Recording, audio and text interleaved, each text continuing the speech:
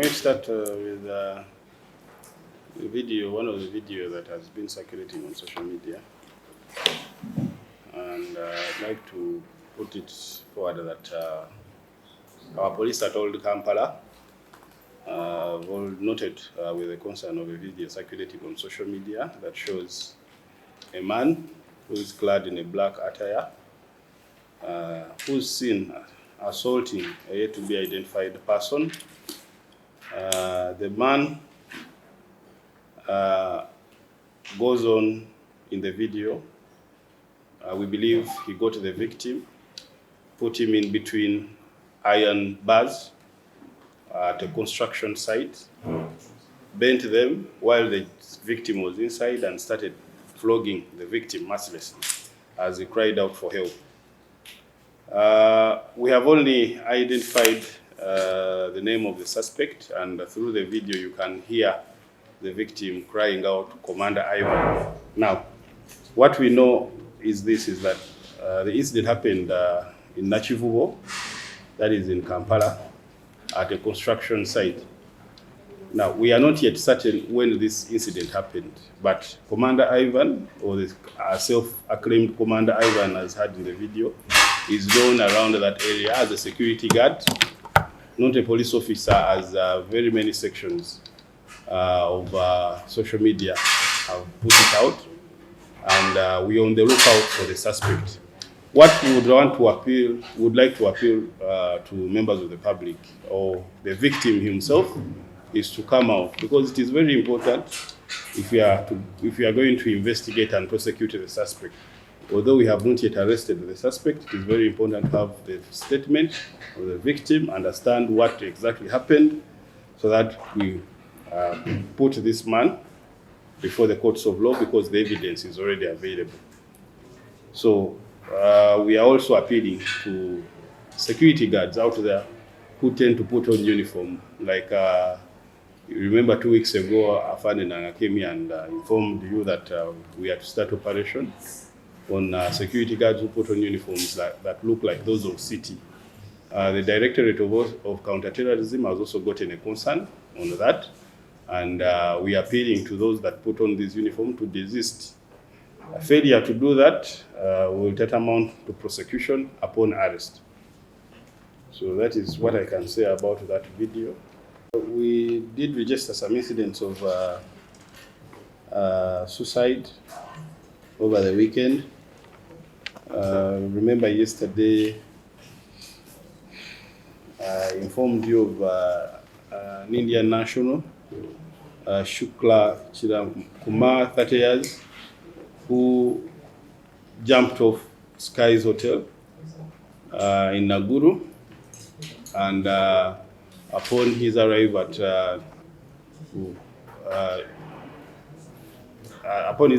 a hospital in Bukoto, he succumbed to the injuries he sustained. He shattered both his arms upon impact.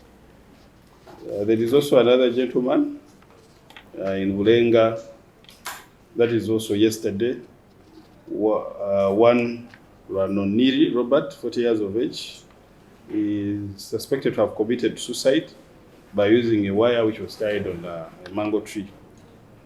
What we know about the deceased is that he has been a cancer patient, and the exact motive behind the suicide is also under investigation. There is also a suicide by hanging that is under investigation, also happened yesterday.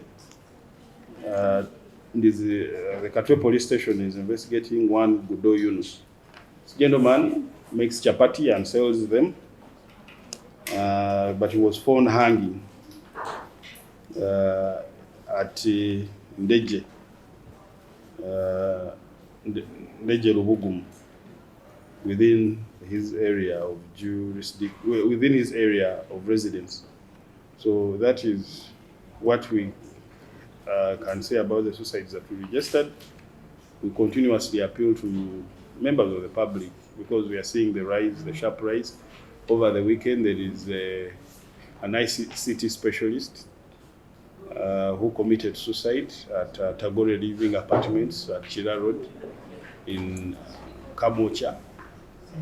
And also, he also shattered both his limbs upon impact. he jumped off the building and died instantly. Unfortunately, while he was jumping, the fence to the premises where he was staying is close to another person's gate, so he jumped into another person's premises and the body was found there. But how do we know that he jumped? Because he had booked in earlier on and the postmortem confirmed that he actually jumped.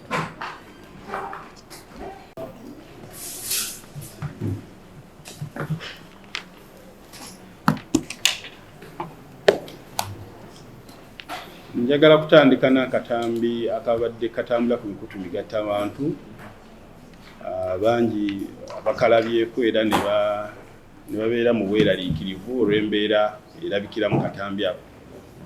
Poliisi yaffe y'Old Kampala oluvannyuma lw'okutegeera nti ekikolwa kino kyali mu kitundu kyayo kyetwala, oluvannyuma lw'okutegeera nti ekifo wekaali kizimbe kyali mu kuzimbibwa ate nga kisangibwa na Kivubo, poliisi y'Old Kampala wetwala twatandise okukanoonyerezaako nga mu katambi olaba omwami ayambadde ebyambalo n'engatto engatto zefaananyizako ezaffe ez'abapoliisi ng'ayambadde n'ebyambalo ebiddugavu. Ebyambalo bino ebiddugavu bangi mu katambi ako bibaleetedde okulowooza nti omuntu ono ayinza obba musirikale waffe naddala ku sayidi yaffe eya City. Si kituufu. Tukakasiza nti ono asikaali era ng'abadde akola ku kizimbe ekyo wennyini wabadde akolera okutulugunya omuntu ono alabikira mu katambi, wabula nga ye omuntu alabika ng'akubibwa oluvannyuma lw'okumuyingiza mu mitayimbwa. Kati omanyi ng'omuntu bw'azimba ennyumba eya kalina emitayimbwa ne kisigala nga giyiseemu, kirabibwa nti baamuyingiza mu mitayimbwa egyo ne bagigoomyamu ne bamusibiramu ne batandika okukuba emiggo. Ekikola kitulaba nti no kya bukambwe era kikyamu nga kivumidde eddembe ly'obuntu. Era omwami oyo yawulika mu katambi ng'ayita erinnya ly'omuyo eyali amukuba nti ye Ivan ono asikaali mu kitundu ekyo era nga tutandise okumunoonya yonna gy'ali. Naye mu ngeri y'emu nga bwe tumunoonya kuba tulina okumuvunaana ku musango guno gwe tulabyeko ffenna, tukubiriza omuntu ali mu kukubibwa mu katambi kano okuvaayo ajje ku poliisi atuwulire ebyaliwo, tufune statement ye, tusobole okuba nga tufuna obujulizi obumala obuyinza okulumika omuntu ono ng'oggyeko akatambi kokka. Kuba bwe tumukwata ng'ate gwe yakuba taliiwo kiyinza otubeerera ekizibu okuba nti tumusingisa omusango mu mbuga z'amateeka. So n'olwekyo tukubiriza abantu bonna abasikaali abali eyo nga bakyambala engoye zino kuba twavaayo ne tubalabula obutambala bujaketi, tactical jackets, obutambala ngoye enzirugavu na ngatto za poliisi nga bakola omulimu gwabwe ogw'aba bouncer n'obwasikaali, kuba kino kireetera abantu okulowooza nti bapoliisi ate ne bakola ebikolobero nga bwe tubirabye wano.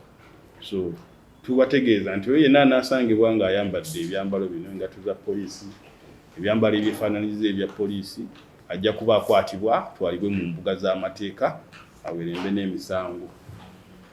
So kyekyo nja okusobola okwogerako ku nsonga eyo. Njagala kwongerako ku mbeera gye tuzze tufuna olunaku olwa Sunday. Nga bwe mwalaba omwami eyava ku kizimbe wano ku Tagore Living, omwami ono ICT specialist yava ku kizimbe n'agwa n'afiirawo. Tunamanya nsonga lwaki yavaayo, naye nga kyetwakakasa nti yawanuka okufa kwe kwava mu kuwanuka ku kizimbe n'agwa wansi. Tuzze tulaba n'embeera nga bwe gye twalabye olunaku olwajjo ku hoteli ya Skies. Omuyindi Shukla Garama myaka 3 yavudde ku hoteli eyo omwaliro ogwokuna n'abuuka n'agwa ku entrance ya hoteli, era naye oluvannyuma lw'okutwalibwa ku UMC eddwaliro lya UMC Mukoto yamaze n'afa. Waliwo n'abantu abalala benjagala okwogerako omuli ono omwami Kande Ngano n'okusiika Chapati Godo Yunus yasangiddwa mu kifo ky'abeera mu Endejje. nga mufu oluvannyuma lw'okusangibwa nga yeetuze. Bamusanze alengejja kumuguwa mu nnyumba ye. Waliwo omwami omulala bamuyita Lwanoniri Robert, alina emyaka 4. Ono yasangiddwa ku muti gw'omuyembe nga yeebizeemu omuguwa nga mufu. Ono kunoonyereza kwe twakoze banne batugambye abadde mulwadde wa kansa era abadde afuna obujjanjabi. So tetumanyi oba embeera eno yamuyinze kuba tumanyi kansa bulwadde bukambwe nnyo okuba nti no yeekola ekikolwa kino naye ng'okunoonyereza kukyagenda mu maaso. Abadde mutuuze w'ennakuwadde wali e Wakiso era poliisi yaffe ey'e Bulenga yeri mu kunoonyereza ku nsonga eyo. Ebyo bye nnyinza okwogera ku nsonga eyo.